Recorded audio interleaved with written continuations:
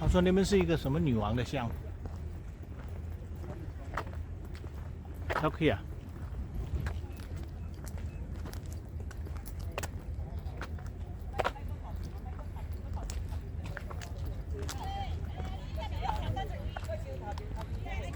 看这里，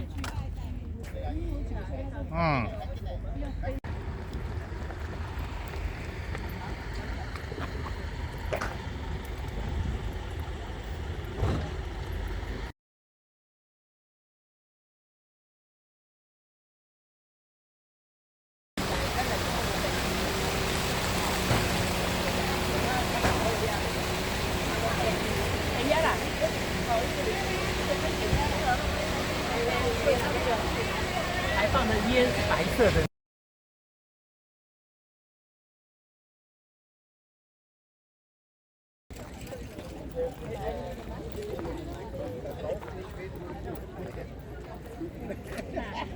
ผู้ชายคนนั้นเดินก็อยาก นี่มันเดินเลยเหรอ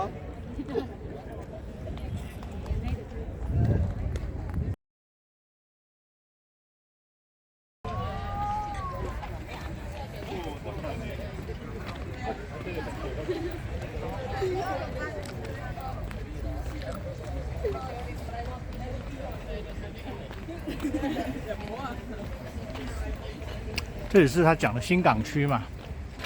这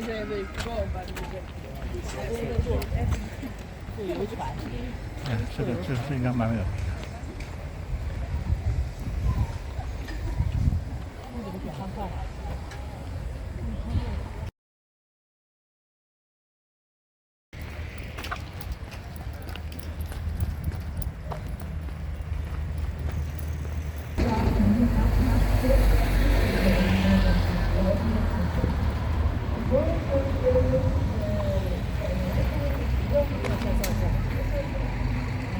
哇，好多船哦！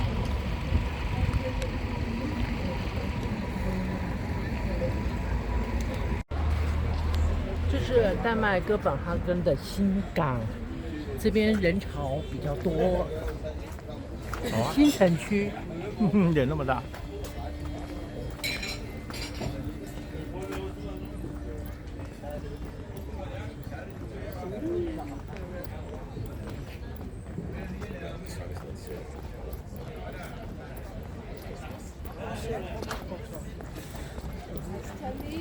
Alles andere ist kein Termin.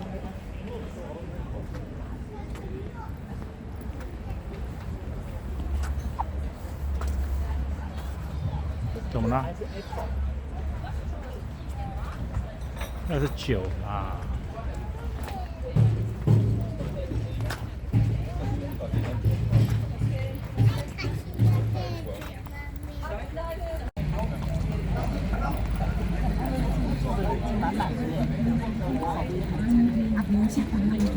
都是人。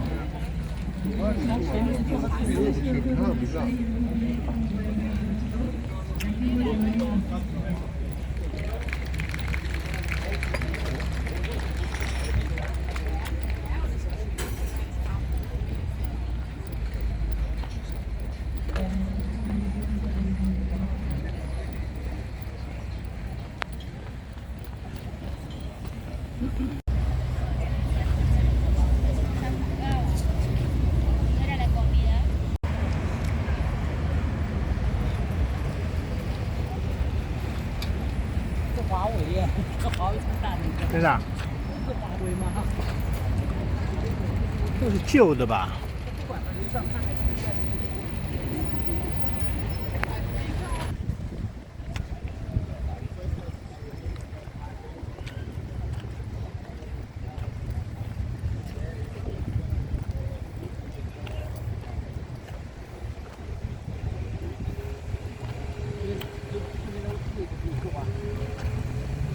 这是这是 hotel 呢，还是前面这里？就是有 Rolex， 这里面 Rolex。哦，对，那个是不是他市政厅啊？哪一个是他市政厅？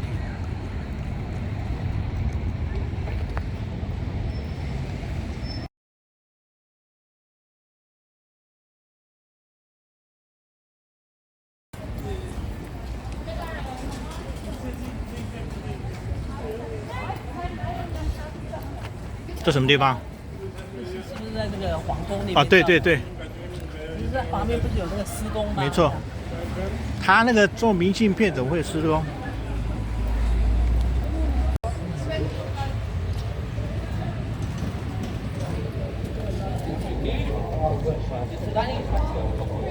这方面啊，这方面。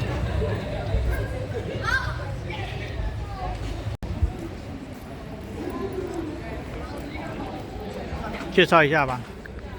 我怎么不知道这是什么地方？就它的名品店嘛，名品广场啊，的前面的名品店嘛。对啊，就是这样子啊。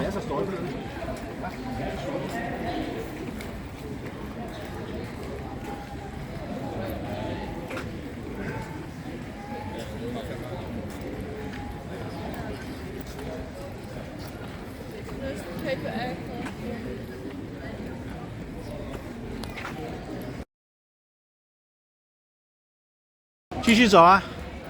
在走吗？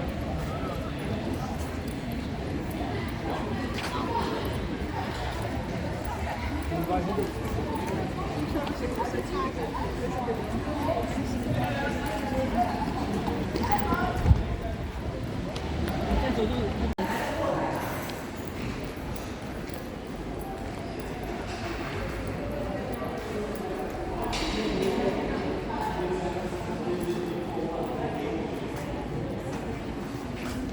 你遮到人家了。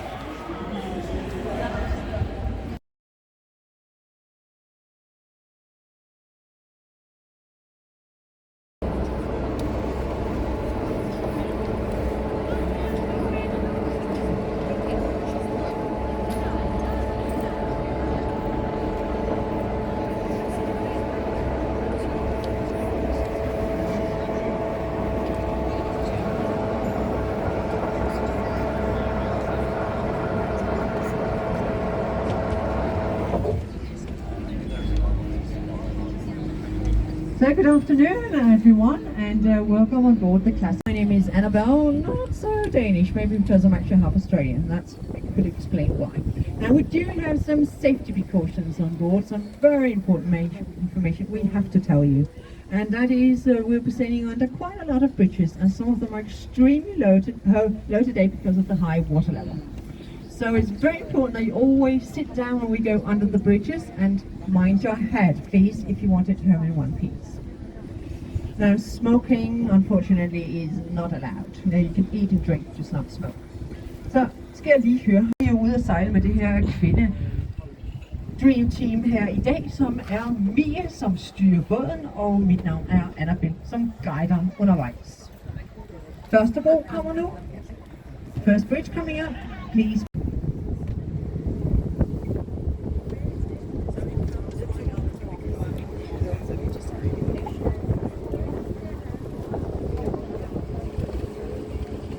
So now we're coming out into the inner harbour. If you look there to your left, we have that modern building coming up now. This is the Royal Playhouse Theatre, which opened in 2008.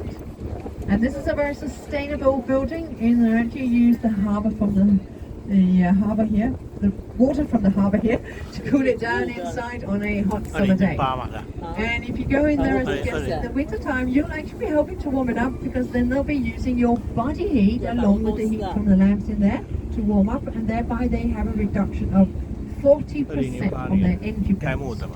Herinde til venstre har vi det kongelige skuespilhus, som åbnede i 2008, og det er et meget bæredygtigt byggeri, ved de faktisk anvender vandet fra havnen her til at køle right now here in Denmark at least. And it seats just above 1,700 guests in there. Så herovre til venstre har vi så vores opera, som åbnede i 2005. Og det var jo en gave fra AP Møller Mærsk Familiefonden. Selve bygningen er designet af Henning Larsen Arkitekter, og der er plads til lidt over 1700 gæster til en stor seng. Now the area over there to your left, including this small island with our upper, consists til et bolig- og erhvervsområde.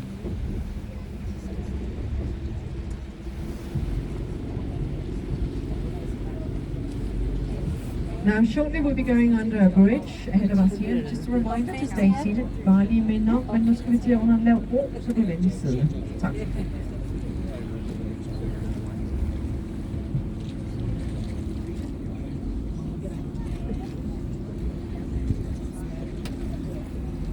Now, when you come under this bridge, you'll see that it's a canal which is popular to live in, and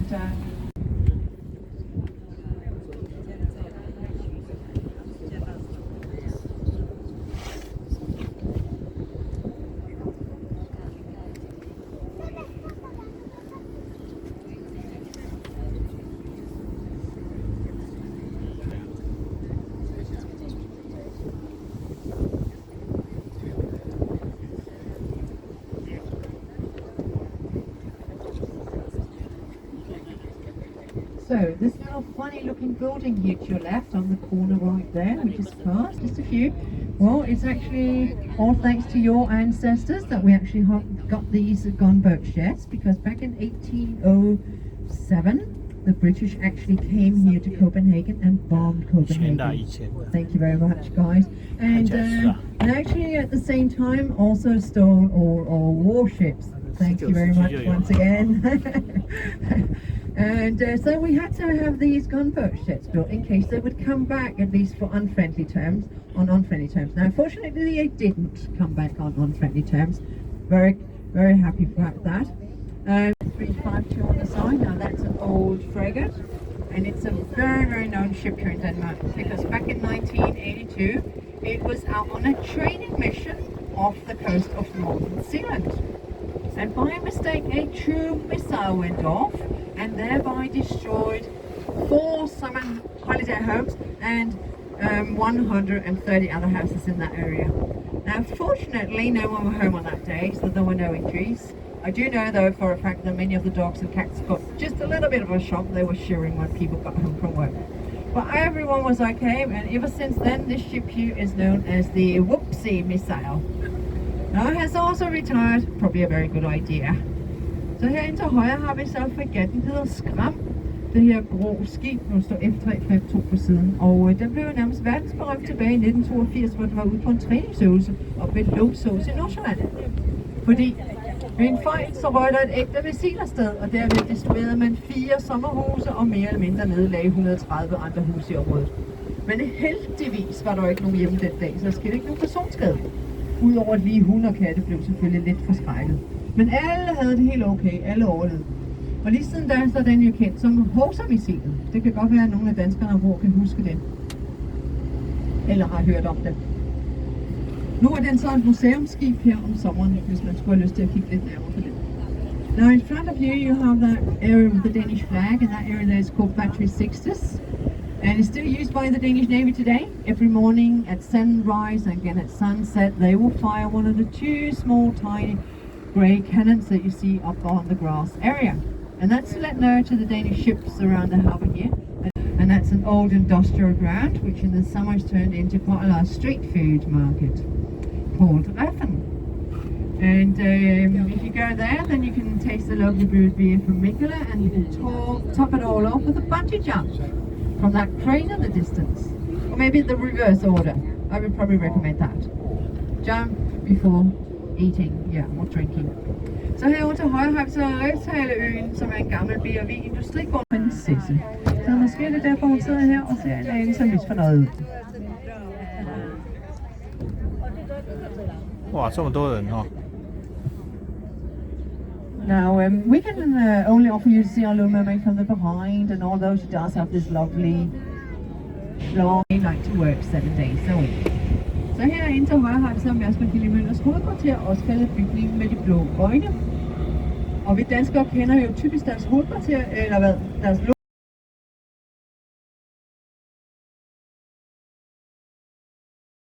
så krydser vi igen ind ad havnen, og så tager vi det er i den her gang igennem Christianshavns kanaler over på venstre side. Og de er opkaldt efter vores kong Christian den 4., som tilbage i 1600-tallet rejste ned til Amsterdam i Holland og så kanalerne der og tænkte, så noget skal vi selvfølgelig også have her i København. Intet mindre kan vi gøre det. Så han fik hele området.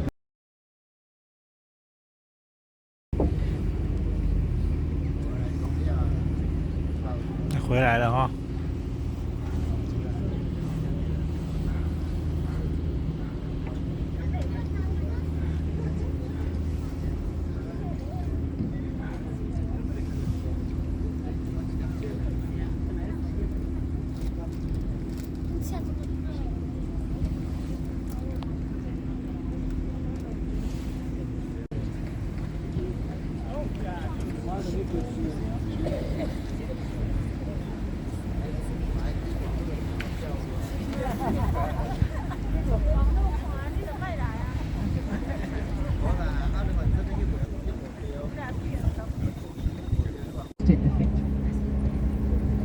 In front of you there to your right, we have that green building where it says blocks on the side. Now that's a multi-purpose building with penthouse apartments for rent at the top. It's also where we have the Danish Architecture Center. There's a Danish design shop where you can go and shop to your job if you like. There is a gym if you want to go exercising after this boat tour. And there's also a very nice cafe with good views there. Now the building itself was designed by an architect firm from the Netherlands called OMA. Og pas nu godt på, den første bro, der kommer her, er også meget lav. Bygningen herinde til venstre for jer, Blocks, det er sådan en multifunktionel bygning med penthouse-lejligheder, man kan leje op i toppen. Og så er det også her, vi har Dansk Arkitekturcenter, der er en dansk design shop, hvor man kan købe mange spændende ting og sager. Og en lav bro. Tak. If you look to your right, you'll see there is this red brick building over there. Now this is called the Royal Brewery and it was built by our King Christian IV in the 1600s, and the purpose was to supply beer, not only to his naval officers, but also to their family, including the children of all, because back then they could not drink the water here surrounding Copenhagen. It was simply too polluted. So everyone had to drink beer back then. Very, very tough times, but perhaps also very, very happy days they were having. Så herinde til højre har vi så det kongelige bryghus, som blev bygget af Christian den 4. tilbage i 1600-tallet. Og formålet var at kunne levere øl, hele 10 liter til hver familie hver evig eneste dag. Og ikke kun til deres officerer, men også til deres familie, inklusive børnene. Fordi dengang kunne man ikke drikke vandet her omkring København, det var alt for forurenet, så alle måtte bare tage hjem dengang. Men det var jo ikke helt så slemt, fordi øl var kun lige omegnet 1%. This is an old light boat here to your right. They used to light up along the Danish coastline, now brought up and turned into private accommodation. Her til højre har vi et gammelt fyrskib, som tidligere har lyst op langs den danske kyst, og i dag omdannet til privatbolig.